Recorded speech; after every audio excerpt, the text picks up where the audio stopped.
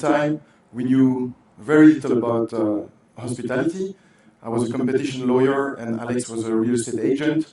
So we really started a business from scratch, from almost a blank page. When you start from scratch, you have a chance to really decide the key foundation of your business and how it can be different than what's on the market. In our case, we started with a vision of a hotel where you only have suites or apartments in this case, so a larger space. The other part of it was the flexibility.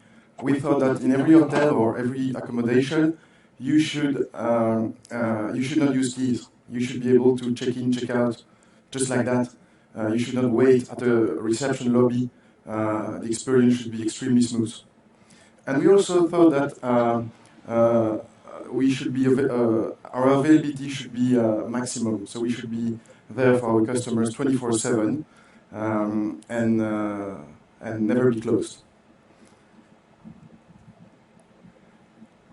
3 years later, we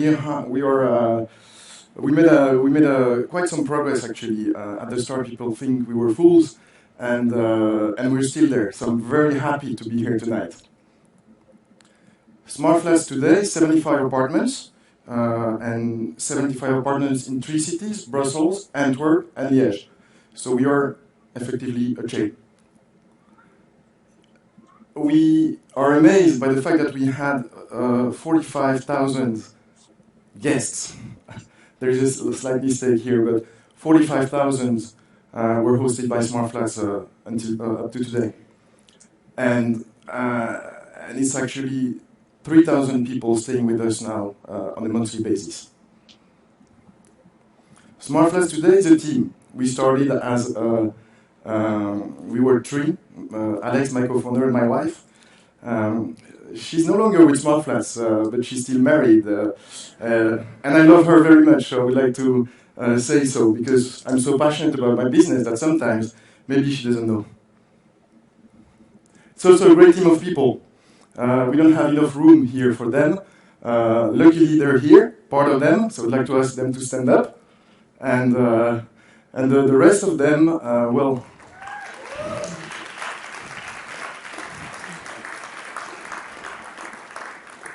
the rest of them, they're either answering calls from our guests now, or at home resting, but they're with us, I'm sure, on the internet.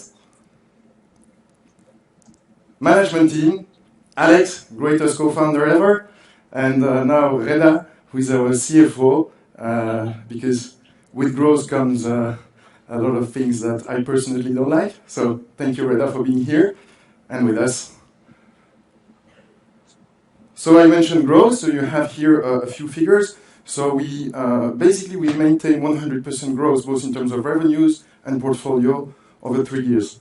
So you see there that we made just above 300,000 euros of turnover at the end of our first year, 750 roughly the second year, and over 1.5 million this year. We close at the end of September, just now. Ladies and gentlemen, you're here to invest, and you know that, or you should be reminded that past performance is no guarantee of future results. So tonight, the questions and what I would like to address is the future of Smartflats. And to understand it, we need to explore the future of hospitality. The word on the hospitality market is that the key winning combination will be for those who will be able to combine technology and a human touch in the service that they provide to their guests. It's not me saying that, it's the CEO of Hilton, but when you think about it, it's true for every hotel and every business. Here you see, in fact, our inspiration for the future of hospitality. We don't really think of a hotel. We think, we look for companies that are more innovative to us. Netflix, think of Netflix. You have choice, it's easy, And the more you use Netflix, the more Netflix make recommendations that are interesting to you. Think of Amazon. Same thing, reviews. The more you buy, the more they know you, the more they make recommendations. And we're getting used to these services online, and we think there is no reasons that we could not replicate that into a service business, like a hospitality business. So how do we do that? Well, we do that, and that's why we are tonight, to invite you to participate to that. We do that by rolling out an application for our guests, and this is fairly conventional. But we also do that with devices and very powerful devices that will equip our staff and will give information to our guests about the status of every request they make to a reception. We think that you're used to know where the letter is when you, or the package is where you send when you use UPS. Take it easy. Our friends who started at the same time made it clear that people like to know how long they should wait for a great meal. So that will be part of our future technology. Then there is the IoT. You all know the Internet of Things, or if you don't know, you will hear about it very soon. It's what we used to know as domotics, but it's a lot more than that. And in this case, we're not looking for buying stuff from a market. We are taking part of the development of new products.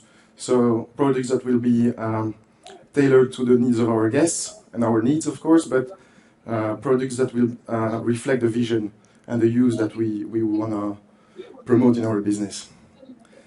We are a hotel, so we have people. So one of our teammates is there, so we keep people, because we think that technology is not an end in itself, it's just a tool. It's a tool to provide service.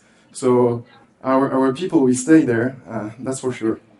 The last part of it is really another buzzword. It's machine learning, artificial intelligence. It's the ability to use data to predict behavior, to predict the needs.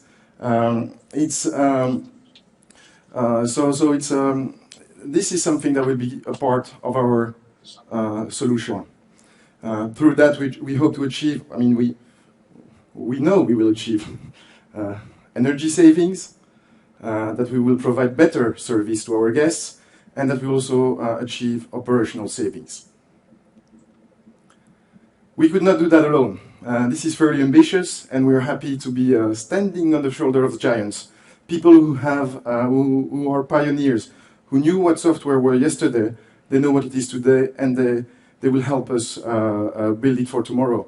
So these people are Pascal Petit, certified Salesforce, Dominique, former Apple, and Loic, former Intel. So they're not here in the room, but hi, I know the seers.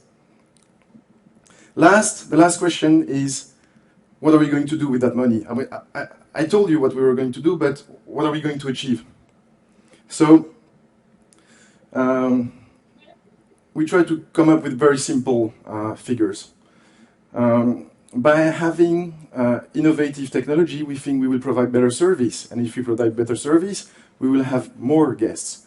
If we have more guests, we have higher occupancy rates. So we took an assumption of just 1% more than what we do today. And 1% more would translate into 150,000 euros more over the 4-year period covered by the investment that we propose. This, you should, I have to be a bit technical here. Hospitality is a fixed cost business, and when you are able to achieve just a few percentage on top of your occupancy rate, that translates roughly into 90% profit. So that's what we could achieve by providing a better service. The other part is energy savings, for instance. By having full control on our all the devices and all the equipment in our apartments, we believe, for instance, that we could at least save 10% on our energy costs, and that would translate into, so we were talking about money, fewer emissions, but also savings. So thank you. I hope you're part of this future of hospitality. And one last thing is maybe the best way to get to know us is to stay with us. So you're all welcome. Thank you very much.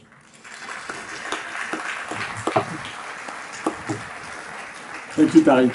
Congratulations. I know this speech stressed you a little, but it was your birthday yesterday. Yeah, and it's my first time on a stage like this, so I'll tell you how it is after. It's interesting. It's interesting to do something like this that you are not used to on behalf of your birthday.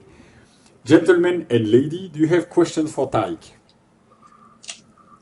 Yes, Tarik, you started 3 years ago. You have found a quite well scalable model now. You went quick, but you have now something you can scale. Your chance would be to scale it very, very big. I don't understand why you ask such a small amount and not once a big amount to do a big thing. Very good question. Thank you. So when you have a very growing business, you need the money. And in our case, our growth is supported by our partners, and they are the landlords. And so these are the people who help us grow at those rates. But we are also a technology company. And what we realize in a fast-changing environment is that once you take the money, you do what people want. And we are very stubborn, as you know, and we are very experimental. So we want to remain free to experiment, well, professionally now, but freedom. Thank you. That's an answer. Sorry, but there is something I did not understand about the ownership of the apartments you are renting. Does it belong to you? Are you renting them and re-renting them? What's your model on that thing? I did not get it very correctly. Thank you. So our model is very simple. In the hospitality market, so hotel business, let's say there are two models. Either you're the independent hotel, you own the bricks and you own the operations, or you are, let's say, affiliated to a chain. So you are, in this case, most of the hotels are not owned by the hotel themselves. They take lease, just like you would lease a restaurant. So we are replicating the hotel business. These large chains have been able to scale worldwide because they don't really own the bricks. So we are inspired by that. So we don't burden ourselves with too much bricks. But who knows? Thank you. Do we have any questions from the public? Yes. One question from Simon. Why would I book a Smartflat or an Airbnb apartment? Why would you book a Smartflats? Well, first you would book us on Airbnb. So you would probably book without noticing that it's a Smartflats. And you would come to us for professional design, best locations. We work with, I can say very humbly that we have very good locations. Place de la Monnaie, Rue de la Loi, the Maire in Antwerp. You don't find many Airbnb listings in those locations. And if you know Smartflats, you'll come to us because unlike a lot of furnished apartments that are booming on the market, you get an invoice for your stay, and you'll get and you'll get consistent experience. So that's why people go to hotel, or they used to go to hotel, because now they can find it elsewhere. Thank you. Another question? Yes. You seem fairly settled as a company. What explains that you are seeking in further investment? Well, as I said, we're very experienced in growing a furnished apartment business. But Smartflats is a hospitality and technology company. So we're here at BNP. They never really wanted to fund us in the first place, and I understand them very well. So we use the money of landlords to grow, and they're themselves very good customers of BNP. But we never use the money of our key partners to, let's say, play around or let's say, develop software. But now that we have 3 years experience with technology, because we do everything in-house, we think it's time to go to the next level, become a scale-up maybe. And for that, we think that technology is a key part. So we're here to help us finish the process, because these technologies are under development, and then to do it thanks Because, and also, if you like what I said, it means that our customers will also like what we're doing. So it's an indicator. You have a last question? Yes. What's the interest rate of the loan? 7%. Thank you for Lucky this number. important. Thank you very much, Tarik. Congratulations It was on my this nice pleasure. Thank you. presentation. Thank you. Thank you.